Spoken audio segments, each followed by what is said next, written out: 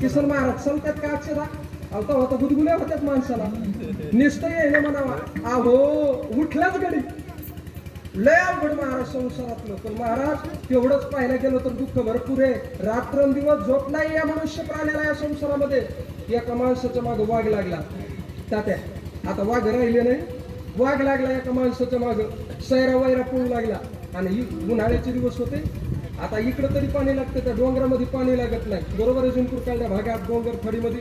आणि त्या डोंगर कालड्या भागामध्ये ते पळत असताना वाघ माग लागल्या कारणानं त्यानं उडी मारली. कुठं? त्या इरीमध्ये.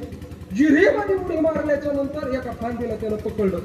कारण इर कोरडी होते, आवाज वाढवा, तिकडे मागा आवाज येत नाही, लक्षात घ्या. उडी मारली त्यानं आणि अचानक एका फांदीला त्यानं धरलं बाबा. आणि इर कोरडी बरं तरी झालं, खाली पडला नाही. पण योगायोग